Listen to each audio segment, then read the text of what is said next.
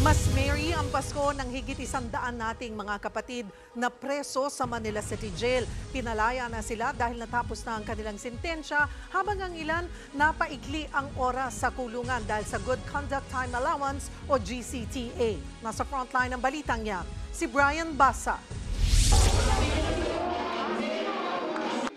Napuno ng emosyon ang huling dalaw sa mga inmate na ito sa Manila City Jail.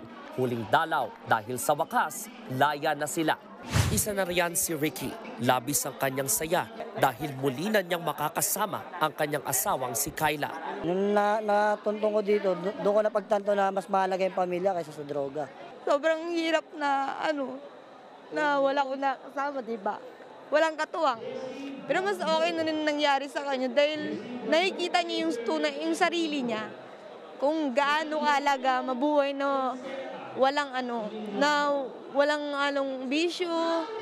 Kita rin sa mukha ni Nanay Rosita ang saya dahil makakapiling na niya ang anak na si Jessie matapos ang mahigit 6 na buwan. Nanalangin din ako para makalabas lang yung anak ko. Sana magbago na siya. Para sa pamilya ko, unahin ko muna sila. Dahil magtatrabaho ako, sikap, para mabuhay ko pa sila.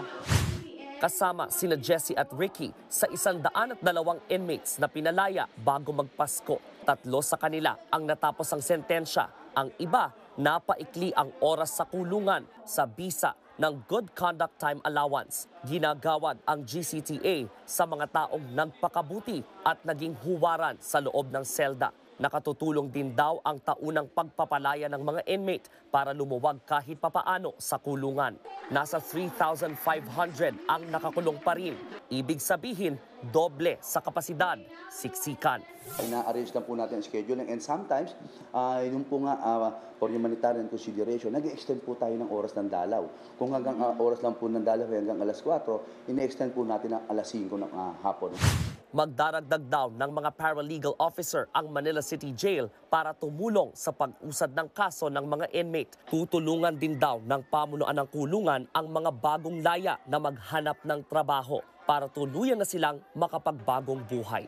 Nagbabalita mula sa Frontline, Brian Basa, News 5. Mga kapatid, Cheryl Cosim po, huwag maging huli at maging una sa lahat sa balitaan.